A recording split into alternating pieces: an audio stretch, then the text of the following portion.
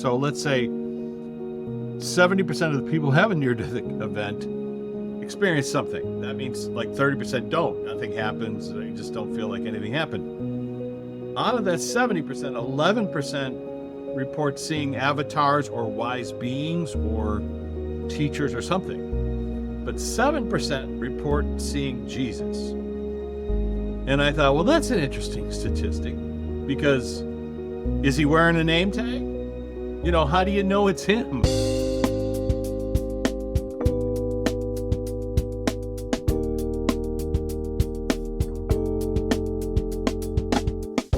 Today's guest again is Richard Martini, an award-winning American film director, producer, screenwriter, and freelance journalist. Rich has made quite a name for himself in researching the afterlife, what he refers to as the flip side.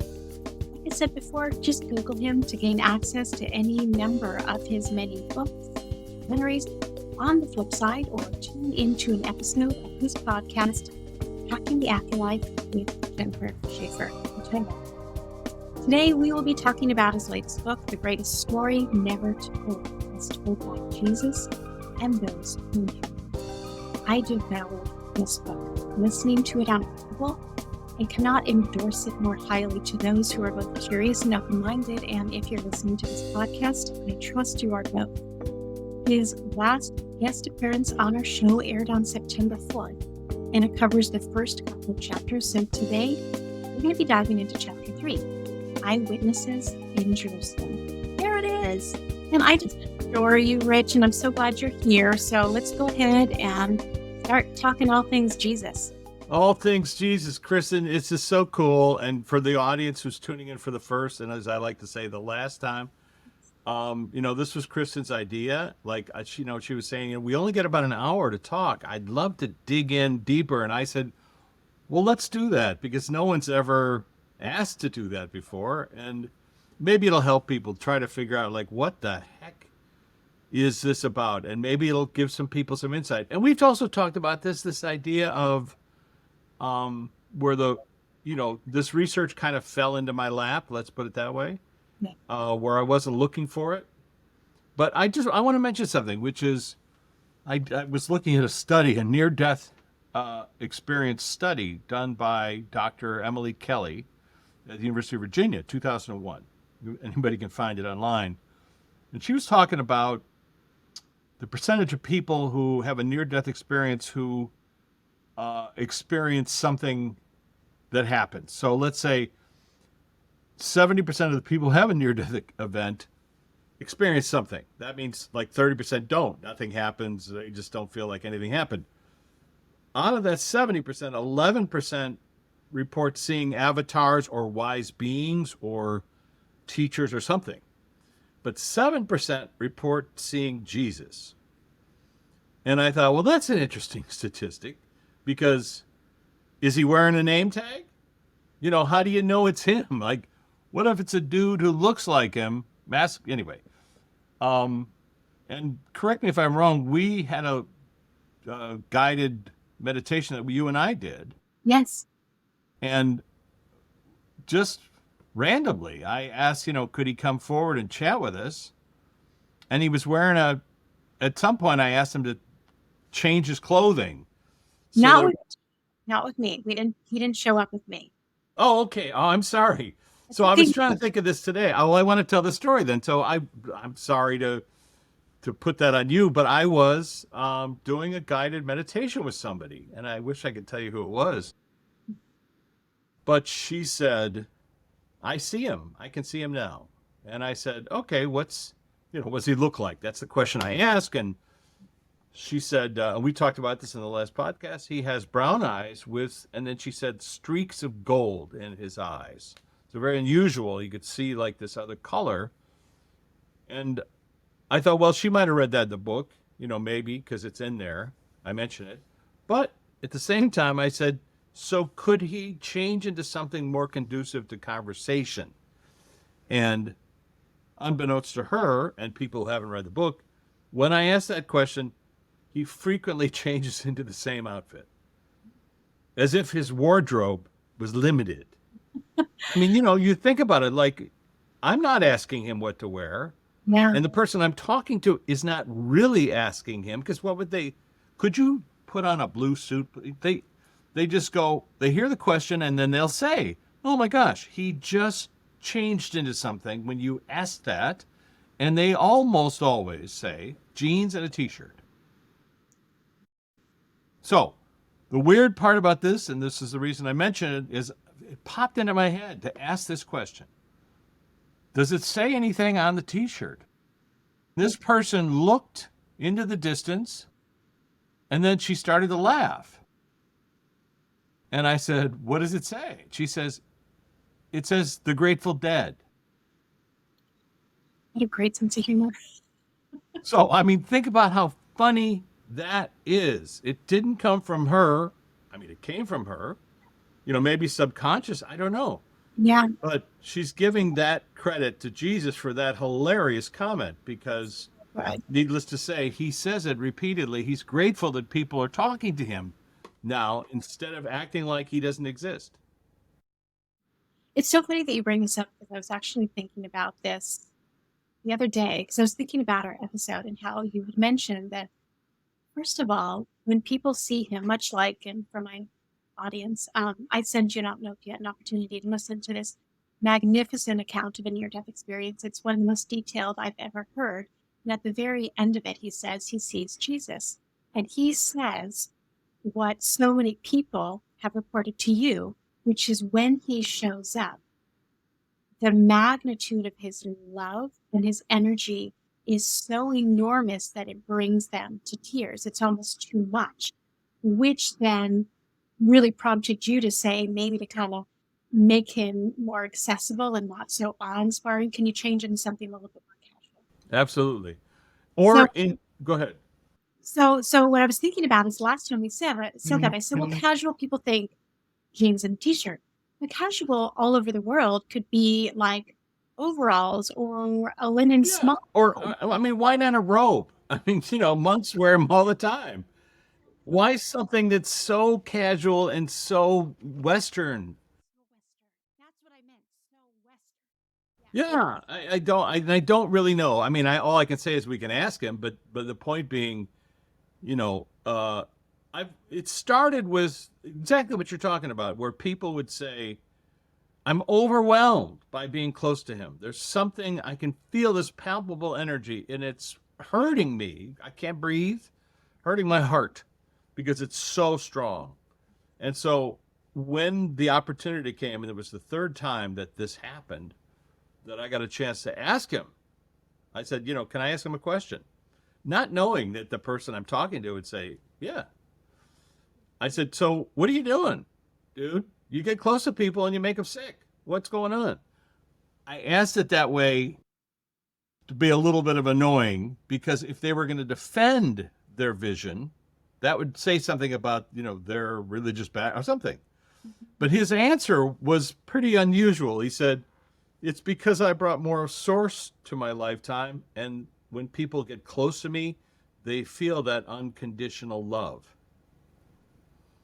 He could have said, I brought more of my father, or I brought more of God, whatever. He didn't say that. He said, I brought more of source.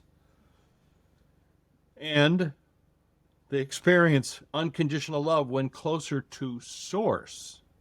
Now, if you're a student of the data and research like I am, Dr. Eben Alexander's book, Proof of Heaven, at some point, and he never says heaven in his book, but he basically says at some point he was in a room with what felt like source, God, the creator. That's what he felt like. And he said it was this overwhelming feeling of unconditional love.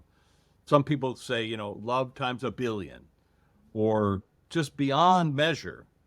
So it's an unusual concept, Anyway, so what I try to say to people is, look, I'm not saying that people are saying this. I'm filming them, and they say it. And what makes it interesting and worth us talking about is that he says it consistently. The same terminology. I'll ask, so tell us about the Bible. What's your opinion of the Bible? Is it accurate? It's a simple question. And he says variations of, well, it's metaphor. It's like poetry. It's supposed to help you and guide you and elevate you, enlighten you. And then he says, but people don't really use it for that, do they? And then he talks about, I don't know how to put it other than things that aren't accurate in terms of his life. He doesn't defend the book and he doesn't castigate the book, but he does say, look at the text. And if it's written by someone trying to tell someone how to behave, then it's based on their perspective and their opinion. But if it's really to tell people that there's a universal behavior, all humanity, then the source is not going to be a particular individual trying to influence people to behave a certain way. Yes. And he said, I personally strive to speak to all humanity, meaning there's no hierarchy on the flip side, or there's no elevation and there's no judgment. So, yeah, well, there's no political imperative or expediency. If you've got man in front of it, you have to look at the biblical times. That was a lot of what was so interesting when I was listening to your book, which leads into a nice segue into eyewitnesses in Jerusalem. Can you start sharing a bit about Well, yeah, let's talk about people who claim to have seen him in Jerusalem. yes. And in terms of, look, in terms of logic, here I am. The first example happened about 10 years ago when I was filming a friend of mine. She's Molly in the book Flipside. She was very distraught over her mother passing, and I suggested that she do a hypnosis session. So maybe she could talk to her mom. That was all I said. And the night before, I may have mentioned this, but the night before I was talking to Scott DeTamble. He's at lightbetweenlives.com. He is a hypnotherapist. I work with him often. And we were just chatting on the phone, and I just, for no reason, I said, well, who knows? I said, isn't it funny that people claim to see Jesus? I mean, what does he look like? Do they describe him? Because if he had red hair and freckles, and everybody said the same thing, but if he looks different, then it really must be, but that's what we were talking about. And so the next day, this friend of mine does this session, and she eventually goes to this memory of living in Jerusalem in the year 18, she said, and I heard him, Jerusalem 18. Wait a minute. So I wrote Scott a note, and I said, hey, ask her if she saw Jesus. Because he didn't do that directly. He just said, do you ever hear anybody speak in public? And that's when she started to cry and said, I'm standing 10 feet away from him. And of course, I asked, what does he look like? What color are his eyes? How long is his? I didn't ask. I asked Scott to ask, and Scott asked. And then every time he showed up in the future, I would do that same kind of questioning. So then I remembered that Dr. Brian Weiss, the guy who wrote Many Lives, Many Masters, in his, I think it's his third book, where he talks about doing a session with a client, past life regression, and this person is remembering a lifetime where he knew Jesus or saw Jesus, and he says he was standing in Jerusalem watching him carry, the cross. As you find out in the book, apparently he was just carrying a beam because the part that was pre-dug was already waiting. But anyway, he's carrying that beam up the Via Dolorosa, and the client says, and I saw you there, Dr. Weiss, and you were wearing this like toga with orange piping, very distinct. And Dr. Weiss was startled because he never told anybody that he had done a past life regression. And in that past life regression, he said he remembered that lifetime where he wore that particular toga. But he also said that Jesus had been to his house and that they had intellectual conversations because he was known as this great teacher, which the book kind of talks about him traveling back and forth on the Silk Road and learning all these things, and teaching and learning all these different things. So being in a professor's house, that's what they talked about. The nature of reality, a lot of it is seen, if you're familiar with that part of the Judaic religion, it's the idea of the Essenes were very much, light, dark, and talking about the consciousness and how that works and functions. Anyway, that's what he's saying. So now here's a client, in his office saying, and you were there. So this is another eyewitness, somebody who described the events of what occurred. But the most startling to me was a woman reached out to me from South Carolina. I'm trying to remember what her name is in the book. It doesn't matter. But she said, I've had these visions and memories of Jesus. And she had read one of my books where I'd mentioned that, I think Hacking the Afterlife. So she reached out to me. Actually, it was before that. So I don't know. I guess it was a book talk. And I mentioned how Jesus shows up. And people were talking about seeing him at the crucifixion. So anyway, so she called me up. And I did that thing I do of, I mean, it really was a 4-hour conversation where I basically said, so what do you remember? How did you come upon this information and this awareness? And she, this amazing story of how she'd had a car accident, near-death event, car accident when she was in high school, and saw things about her life that she didn't know, like who her real father was, you know, and then she went back and mentioned that to her mother, and the mother was like, where did you hear that? And it was true. And it was like she had opened a door. And so then she could remember growing up with Jesus in Bethlehem, right? I think that's where he was, in the Nazarene. He was from Nazareth, I think, Bethlehem, whatever. She remembered, like, where she lived on the same, how they were kids together, let's say age 12 up, that they were both Essenes, they were both part of that group, that when they both turned about 15 years old, there was this discussion of marrying, you know, being betrothed to somebody, as they used to in those days. And his attitude was like, it's not happening. And then he traveled. And this friend of his, this woman I'm talking to, is saying, I traveled with him. And we went on the Silk Road. And I was thinking to myself, I mean, I've been on the Silk Road. I know how difficult it is to, you know, to get from Jerusalem to, let's say, China or Tibet. But she's saying it's a little bit more like the book by Rudyard Kipling, Kim, where it's all about how people travel all across India. Like you do some work for them and they let you join their caravan and they move from place. So apparently, according to her, she knew him as Essie.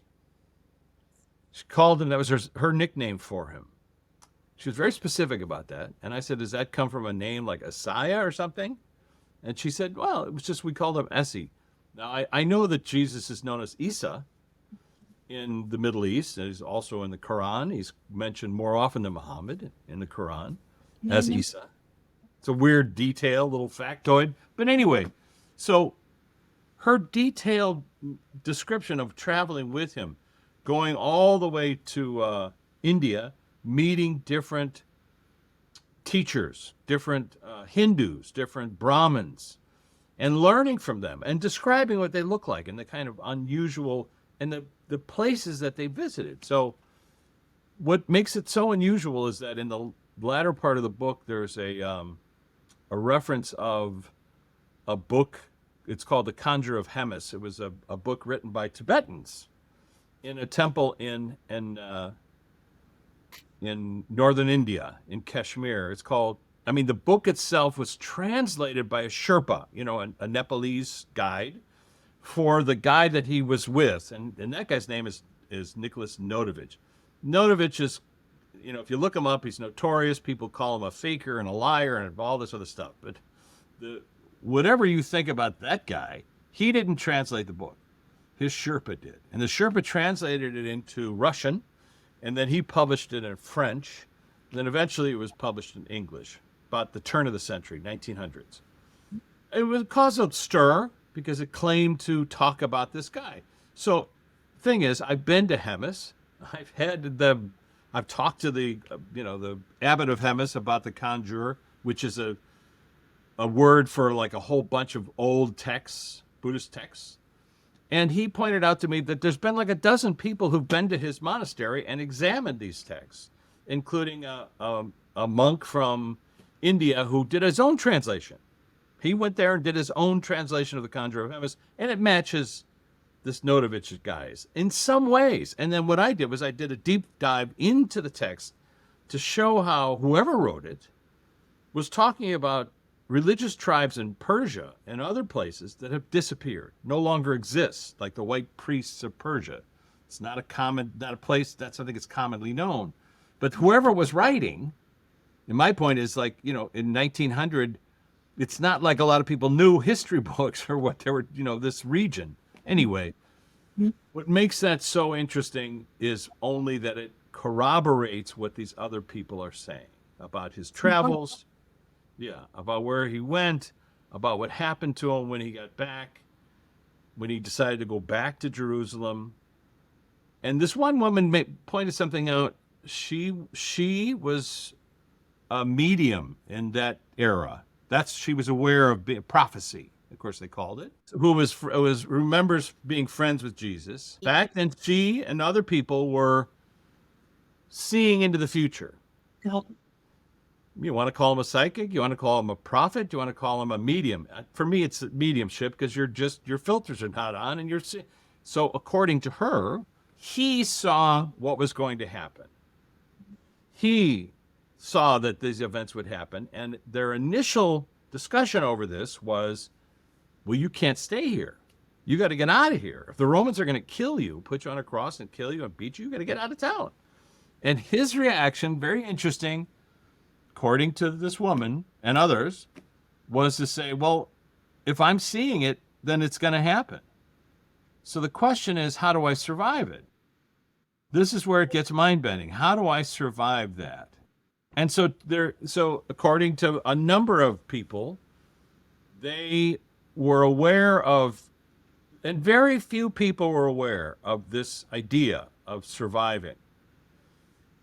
Meaning a very close group. It wasn't the apostles. They didn't know.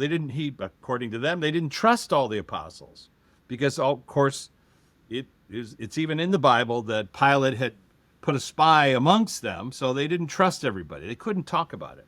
But there's a very small, limited group of people. I mean, I can, name some of them because they're in the book, and they're people who I've run into who then tell me this story, that they were there and they saw the events. They helped him survive. They brought him, there's this thing of Nicodemus bringing him spices in the cave. I mean, it's in the Bible, 100 pounds, 7,500 pounds of aloe and myrrh. Well, let me slow you down. Let me slow you down, because Sure. I'm in the book. I know where you're going, but Let's not go there yet. let's not go there yet, just to slow this down. So everyone knows the story of him being killed on the crucifix, and then he rises, right? But tell what you are hearing, like lay it out in story form, if you would, a bit. I will. Okay, let me just lay it out there as best I can, in as colloquial a manner as I can, knowing that I'm Rich Martini, the goofy filmmaker from Chicago, who's made a bunch of comedy films that, 10 years ago, his close friend died in his arms, and then started talking about the flip side from the other side. And that led me down this path into filming people talking about this. And I, as honestly as I can, because I wasn't telling people that Jesus was showing up, because I thought, oh my God, I don't want to go down that path. But I realized I was being not completely open if I ignored what was being said. So here's what the plot of the story is. Why? If I could, in a nutshell. So they had 2 years to plan for this inevitability. There were some qualities about Jesus that, according to him and his friends, so he had learned some esoteric Buddhist practices, which are included yogas. If anyone's familiar with the 6 yogas of Naropa, it's about how to shift consciousness outside your body so you don't feel any pain. That's a possibility. And so what they devised was, very few people knew that what would happen. They knew that he was going to be arrested. Jesus had already seen that. And so what he does, and the spy who had been put there by Pilate was not Judas. It was a guy named Daniel, but spelled Dahiel. And so they all knew that this guy was working for Pilate. And so he was aware of their conversations. And so, but Jesus goes to Judas and says, you're going to have to turn me over to the Romans. And Judas, who didn't know about the plot, said, I can't do that. I love you. And according to the Gospel of Judas, which, and if anybody's read it, that's what he says, that Jesus came to him and said, please. And he also said, look, if you really love me, you'll do this for me, because this is what you're meant to do. This is the job that you have. And so when he turns him over, according to not only the conjurer of Hermas, but other eyewitnesses, he's then brought to the Sanhedrin, who are the Jewish leaders. They recognize him as a man of the book. So even though it was later, I say it was rewritten to make it look like they were the bad guys, they never touched him. But so he gets arrested for saying these things about render unto Caesar, to Caesar what are Caesar's, and to God what are God's. He gets arrested for that. He's brought before Pilate. Pilate's already got a spy working for him, and he says, did you say these things? And Jesus' reply is, why are you wasting our time having this conversation? And at that point, Pilate says, crucify him. Send him off to be crucified.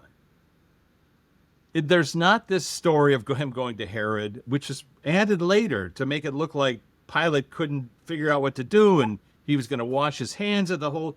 It's actually a Jewish tradition of washing your hands. It's still a Muslim tradition, the tradition of washing your hands every day. And so the idea that Pilate would go do that ritual in public was ridiculous because, of course, he would be a heretic if he did that. He was the head of the Roman religion. It's the Sanhedrin who went up in public and said, you know what? And they went and argued and said, you can't kill a man of the book. We've already interviewed him. He's done nothing wrong. I'm sorry that disturbs people, but that's what the data and everything says. That's what everybody claims. Now we have eyewitnesses who see 3 Roman centurions come out into a public square and read the charges, which is the way the Romans did it. And the charges are, et cetera, et cetera, et cetera. He's guilty of this. He's guilty of that. There's eyewitnesses in the book who were there when that happens. Then he's taken off. And actually, by this point, he had already been beaten that day, scourged, and so when they bring him out into the square, he's already bloody and beaten. And so they're talking about his charges. And so then they give him this beam where they have him walk up to Golgotha, where the crucifixions take place. And of course, they had crucifixions all the time, and they were everywhere, and there was a lot of people up there. And so he carries this beam. And when he gets up to the place, they have a pre-dug hole so that the beam is then attached, and he's placed in there. Eyewitnesses claim he was tied to the cross, not nailed. Yep. That his feet were nailed mainly because he was taller than what they had built. So they put his feet in an awkward way so they could get it on a plate. That the Roman soldiers who were doing that, some of them were followers and were part of this plot to save him. Right. And so so he's on the cross for roughly, and I don't want to minimize it, it's not a place to be, for about 3 hours. Most people are crucified a week. And the last day they break their legs and everything. But he's on there for 3 hours. Okay. And at some point, he then is given, remember, the Roman soldier says, here, have some gall, which is like, think about that for a second. It's wine. Something in the wine is mixed in there that, like belladonna, that knocks him out. Because the moment after he has the wine, or the thing on his face, he faints. And, they thought he was dead. And so the Roman soldier there below stabs him in the side to see if he's alive or dead. What happens? Blood and water rushes out, which means what? Not dead. The heart's beating, what blood comes out. So he's alive. Meanwhile, over in Pilate's lair, Joseph of Arimathea shows up. In the original Aramaic, he asks for the living body of Jesus. In the original Aramaic, Pilate responds, you can have the corpse of Jesus. It's not the way it's translated. He asked for the body. He says, you can have the body. According to eyewitnesses, Joseph bribed Pilate. Joseph of Arimathea was a very wealthy merchant, and Pilate was eventually deposed for taking bribes. That's a historical fact. But anyway, so Joseph of Arimathea bribes him, and Okay, take him down. Nicodemus, as we hear, goes to the cave where Joseph of Arimathea has a cave, and he fills it with these 100 pounds of aloe and myrrh. Okay? What are those? In the Bible, in the multiple chapters, it says they anoint the dead, or they're spices that you pack the body in. Well, if anybody ever spoke to a Jewish person before they read that, they would know that's not accurate. There never has been a Jewish burial ever in the history of the planet where they added oil or spices to the body. It's against their religion. So let's just start there. That's a ridiculous thing that was put in there by somebody later on. Clearly.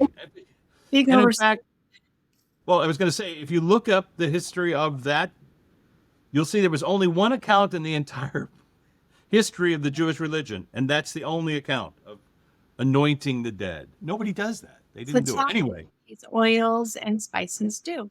Well, myrrh, and so talk about a bookend. When Mary is in the, giving birth, the three magi, those three priests from Persia, they show up with myrrh. Myrrh is a restorative. It stops blood, stops bleeding. It wasn't for Jesus. It was for her, you see? Frankincense is also a mild narcotic. So you have a lot of it and you will relax. Mm-hmm. So frankincense and myrrh wasn't for Jesus. It was for her. Originally back in the cave while he's just been. And so now skip ahead 33 years. He's got myrrh again in a cave, 100 pounds of it. So what happens? He gets taken off the cross. He gets put in that cave. According to the New Testament, he disappears from that cave because the guards come down and say, hey, some of his followers came and took him. And the Sanhedrin, again, painting them out to be like complete nincompoops, say, you're lying, you were asleep. That's what happened. You're sleeping. They literally told him what happened. So because I have eyewitnesses who claim that they went to this other cave to treat his wounds. And again, eyewitnesses, just so people are tracking, eyewitnesses being people under hypnosis who were saying, well, hypnosis or not hypnosis, guided meditation. Just people recall. In fact, one woman, it was very mind-bending how this came about, where somebody called me up and they said, well, look, I was doing this meditation and this woman wanted to talk to you, me personally, about something. I was like, okay. So I went over to her office and I taped this thing, and the woman claimed to be a Roman high-ranking official's wife who was friends with Jesus, who went to treat his wounds. And she described what that was like, crawling into this other cave, how you couldn't see it was a cave from the outside, but you could roll underneath.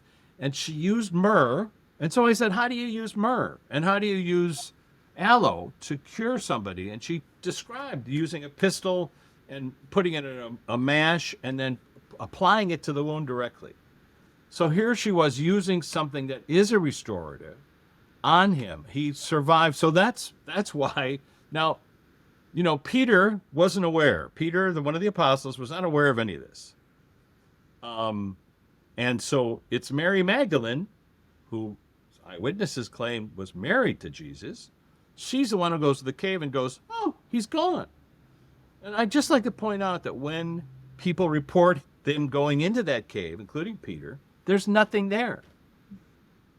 CSI 101, where'd all the bags of aloe and myrrh go? If Nicodemus brought 100 pounds that's a lot of pounds. And 2 days later, it's gone. Where'd it go? Right. And then where'd the bags go? There was... The place is clean except for the burial cloth. So it's just I don't know, it's weird logic. But what people say, eyewitnesses, is that they treated his wounds, that it's like, I think 60 miles to walk to Galilee. So when he finally goes to Galilee months later, not 3 days later, when he gets there, the apostles are, of course, completely shocked to see him. How could you be here? And Thomas even puts his finger right in the wound. Not 3 days later, but 3 months, 6 months later. Basically, from that point forward, if you read what happens. Then he goes out fishing with it. By the way, he eats dinner with them. They all eat. So if he's an etheric spirit, I don't know how it is that he ingests food. It's from that, but he eats and he sleeps. I mean, Yep. it says clearly they ate and slept together, and then they go fishing. Mm-hmm. And then, out in the fishing thing, he's like, don't put your nets over there, put them over here. So he's still teaching and giving lessons. And it's interesting if you take a look at the Acts of Thomas, which is one of the apocryphal texts of the, that were found in the cave. It picks up the narrative where Jesus goes to Thomas and says, now you have to go to India. And Thomas is like, I don't speak Indian, Hindu. I'm not going. And Jesus says, I already sold you. Here's the money. I sold you as a worker on this ship, this Arab ship. So you're going, or whatever it was, some merchant. So I was in India, and I was at the place in Kerala where Thomas landed, and people showed me, and there's a church there and all of this stuff. And Thomas influenced all these people. He lived there. They practice a form of Catholicism that is closer to the time of Jesus. But if you talk to the Catholic Church about it, they go, no, that never happened. Because that book was kept out of the edited Bible in the year of 300 when they go to the Council of Nicaea and they all decide, here's the story that we're going to tell. This is the story that somehow not the Romans weren't responsible for killing Jesus. No, it had to be somebody else. And they pointed to the Sanhedrin. It's their fault he died. Whereas none of them touched him ever. It was only Romans. And still, so where does he go then? Now that's an unusual story. And at that point, one of the people that's in the book talks about how they were responsible for getting a ship so that Mary could escape. She had a child. His wife could escape. So she goes to the cave and goes, oh my gosh, he's not here. He must have gone to heaven. And then she gets on a ship and goes to the south of France, which wasn't a country then. It was just that area of the world. But they report, and consistently, that she had her own following. She was as known as he was as a preacher. Yes. And so that while she's there waiting for him for a year, she has a whole group of people that follow her. And then he sends a message to her. Because I asked, how did they meet up? He sends a message to her that the code was, it's okay, I'm alive. I'm survived. And then she comes back, and the two of them and their family, and then they end up having, I think, 5 children, but only 2 survive. Or was it 3? I'm sorry, I don't remember. According to these reports, 3 survive. And they travel all the way to Kashmir. They're traveling with, his mother comes along, Mary, and she passes away in Pakistan. There's a town called Murree where they claim that the virgin birth Mary, who was the mother of Yusuf, was the name of the prophet that they called him, because that's so. And I asked the question. I know that Yusuf showed up in Persia because there's monuments to him. I know that Yusuf said stuff like, I am the way, I am the light. I know that Yusuf settled in Kashmir. I know that Yusuf is buried in Rosabal in Srinagar. And there's a coffin and a tomb and everything else to this guy who matches the time frame. But the question for me was, why'd you go by Yusuf? And it really wasn't until, I think it might even been an interview after the book was finished. And he said, it's not Yusuf, it's Yosef, my father's name. His stepfather's name. Mm-hmm. He went by Yosef. Mm-hmm. And so they called him Yusuf because he was saying, what's your name? Yosef. And they got it as Yusuf. I'm sorry. It's kind of one of those weird, obvious, like, oh, okay, well, that makes total sense. So he winds up in Srinagar and lives out his days and lives to be like either 68 or 80. And it lives happily. And I asked him, did you regret not going back to Israel and go back to Jerusalem? He said, no, I lived a wonderful life. I had a great time. I felt there were connections that I still had with people back there, but I knew I couldn't go back. And then Mary, who was younger than him, then does leave there and returns to France, according to what people say. According to what So people say. Yes. that's the greatest story never told, as told by Jesus and those who loved him or knew him. Those who knew him, those who loved him, and such a departure from the story that most of us and throughout Yeah. time immemorial have been told. What's really interesting too, I mean, all of this is really interesting. There's so many places that I could start questioning, but something that's just coming to me. If anyone has not listened, you definitely should tune in to Hacking into the Afterlife with Jennifer Schaefer. But Jennifer Schaefer, who is this extraordinary medium, she's connected to this. Yeah, she is. It is very funny because, of course, when I first met her, this was way a long time ago. When I first met her, 8 years ago, and she called me up and said, I was reading Flipside. I think we should work together. I was like, what do you do? She's like, I'm a medium, and I went, no, it's not my cup of tea. I was really resistant. But then when I brought my camera over to her office and I filmed a 3-hour session with her, we talked to Amelia Earhart, who was somebody I was interested in. And I was just startled because I was talking to somebody who knew as much as I did, and I'd worked on the case for 30 years. But at some point, she burst into tears, and she said, Jesus is here. And I said, what do you mean he's here? She's like, he's over in the distance. I said, all right, well, bring him forward.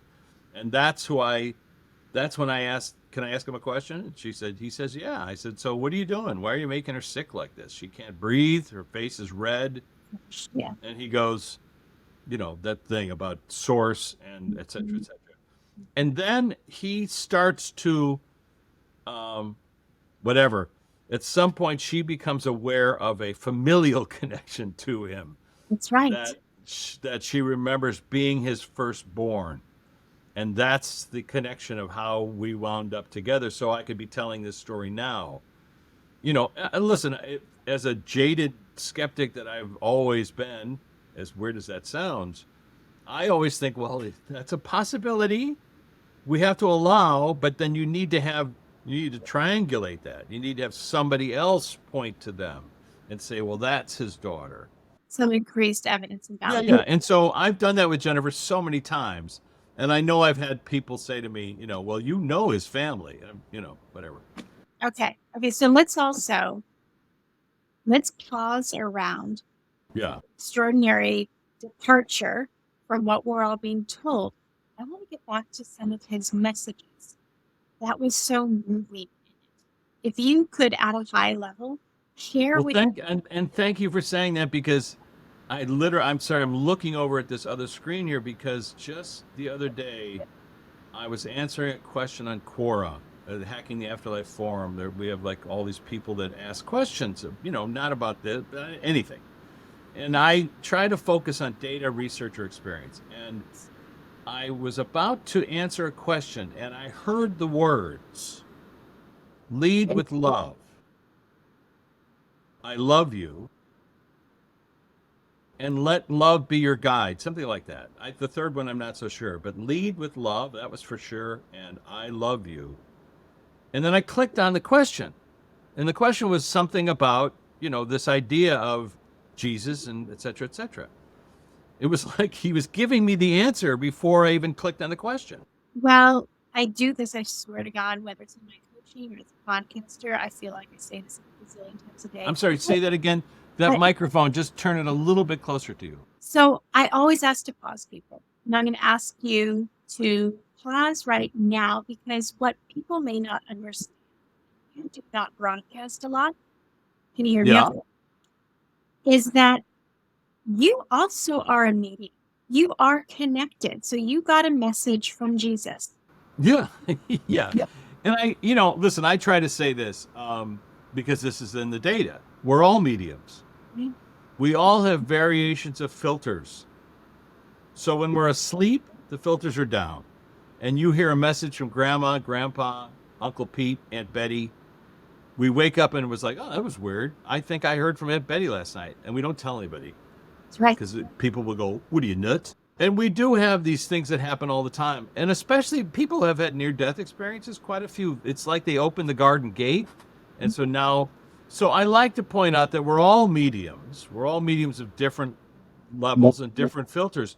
But if you just allow that it's a little unusual and that it's okay, because he's not saying anything negative, lead with love.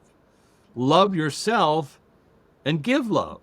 And so, I mean, that sounds kind of vaguely religious, but I try to point out none of this is religious. None of this, what I'm reporting, is, I know it sounds weird for me to say it. None of it has to do with belief.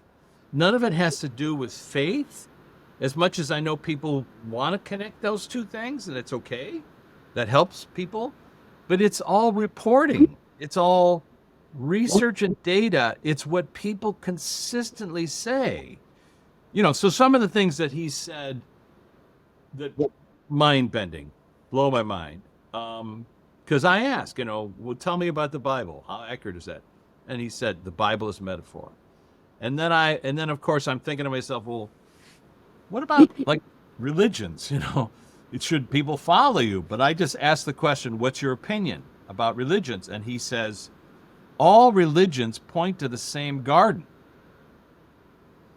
And when you examine that sentence, love your neighbor as yourself. I mean, that's throughout almost all religious scripture, everywhere, in every religion. Love your neighbor as yourself. So all religions point to the same garden. Then he says things like, you don't have to follow me. When I heard that, I was like, what? He said, you don't have to follow me, but allow me to walk beside you. And we're all just walking each other home. When he put it that way, it was like, oh my God, because the word home shows up a lot in the research. And for him to say that through somebody else who doesn't know Jesus, isn't religious, and they're saying, I don't know why he's talking, but I'm hearing that. I don't even believe in him, but here's what he said. But the most telling and profound for me was, after about the third or fourth time hearing somebody say these things, I didn't die on the cross, and I still exist, like everybody does, but people call on me quite a bit, so I'm happy to show up and help them.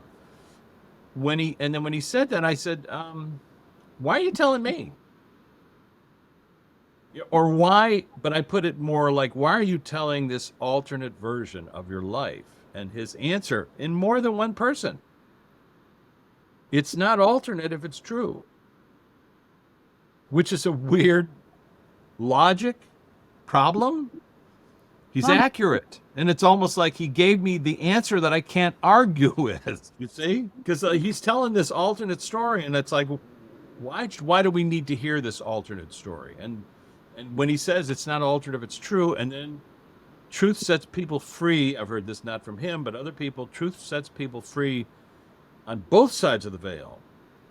So you're walking through life suffering or having a hard time. Truth helps you, whatever it is that happened to you or the trauma, you find out the truth behind it, and that helps you. It heals you. People on the other side have experienced trauma in life, and they've maybe never resolved it with the people that they experienced it with, but hearing that somebody can resolve it sets them free in a manner of speaking as well.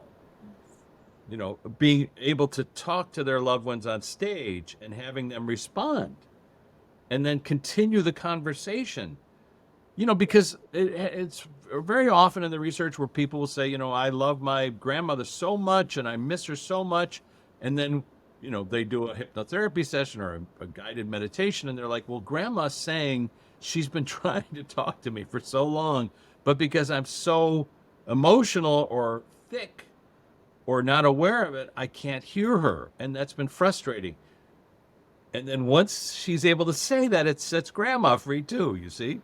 Yes, I love that so much. And so to be clear, we are on the stage, to use your language. When we are here incarnate, we are on stage, and home is the afterlife. And they are trying to reach us. And it's the truth will set you free. And love. And as you would say, love. Love, yeah. No, exactly. Well, listen, in the book, Hacking the Afterlife, I had a whole bunch of stuff. There's a bunch, I allowed myself to do as many Jesus stories up till then. I hadn't done this more extensive thing. But when the book was done, I called up Jennifer as a joke, Jennifer the medium. I said, well, let's ask people that we interviewed if they have something for the book cover, a blurb. It's kind of a joke, We talked to Robin Williams, we talked to Edgar Casey, we talked to Prince. Or on the other side, yeah. Yeah, people on the other side. We talked to Jesus. Yeah. And so then I left that message for her, and then about an hour later, I get this call, and it's actually, she sends me like 6 different 3-minute conversations where she's just channeling them and asking them. And so Prince said, reading your book is like flying off a cliff. You have to fly more, Richard. And it's like a music notes flying into the ether. Edgar Casey said, you're going to change the paradigms of disbelievers. Like a weird thing to say. My friend Howard Schultz, who had passed away, he said, good luck convincing people you're talking to me. That was pretty good. It was really good. And Jesus was I've got it somewhere, but it was thanking me for letting him tell his story. That's what it was. It was thanking me for letting me tell the story. But also Robin Williams, I thought I'm sorry to say Jesus, but Robin had the best quote, and it was love, love. And then it was like, well, what does that mean? And he said, well, love what love is. Love yourself, love everyone else, love the act of love being in love. That's why you're on the planet, is to love love. It's so funny, and this might be a good place for us. Time goes by so quickly. We're going to start wrapping this up. But I remember as a kid watching Mork and Mindy. I remember he would be like, Mork calling Orson, come in, Orson. Remember that? Yeah, that's right. He would talk, and I can just imagine him standing there on that black screen in his red astronaut uniform or whatever costume. And it was always messages of love. And so I just have this image of Robin Williams saying, love, love. We always have that sweet voice when he was getting to the real core of that message.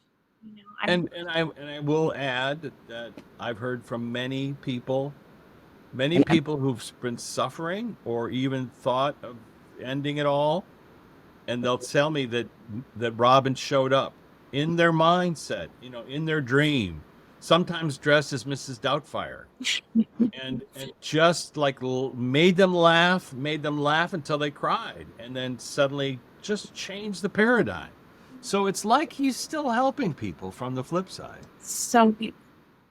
It's so part of his essence, We understand. Beautiful to hear. Yeah, yeah. Well, Rich, just thank What? you so much. We just started. We just started. I know. We're basically at time. All right. So this is our 3rd episode. We got into the meat of the plot of the story. And I just want to apologize to everybody that this information disturbs. I've tried to say this to Kristin. You don't see me talking around selling. I'm not trying to sell anybody a new paradigm. But because I was asked to share this information, I have to. There's nothing else I can do. And trust me, I don't think anyone's going to believe anything I'm saying for another 100 years. But eventually they'll come to the realization that these stories that he's telling, I'm sure there's stuff I've gotten wrong. Absolutely. But if you want to talk to him, you can, and allow him to answer your questions. It's a great, great place to end. And I know I put myself, as to the extent that I can, in your shoes. And how daunting to be like, okay, this keeps coming up. I'm not trying to make this happen. It keeps landing on my lap. And now I feel like I have responsibility to share it, which is how I see you showing up, just saying, it's just the data. I'm just the recorder. Do with it what you will. And I agree with you. It's going to take a long time for people to give it credence who are not people who wouldn't listen to my podcast or yours. But it is a healing and important message. And my hope is that for at least the people who listen to this podcast, knowing that you're going to be recurring guest and be sharing more in detail about the process of recording, I encourage you listeners, grab the book, read it or listen to it, because it is so fascinating. And he's just skimming the surface here. But when you hear him transcribe these conversations, it's riveting. I couldn't step away. It's definitely mind bending. But, you know, and again, I just want to point out that look, somebody mentioned this the other day. It's not just about Jesus. Yes, indeed, it is. That's what this book is about. But it's that everyone who's been on the planet, some portion of their conscious energy is always back home or where we come from. And you can access them, whether it's Aunt Betty, Uncle Pete, or whether it's him, or whether it's Krishna, or whether it's Buddha. You can ask them questions, meditate on allowing them to answer, and they may not answer immediately. It might come later on in a visual or a message or something, or a song.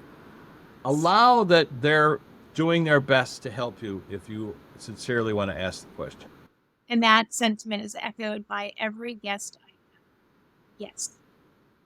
We're good. We're good. Until next time. Thank you. How I Made It Through is produced and distributed by EIQ Media, LLC. Elevate your emotional IQ with podcasts and content focused on overcoming adversity, leadership, mental health, entrepreneurship, spiritually transformative experiences, and more.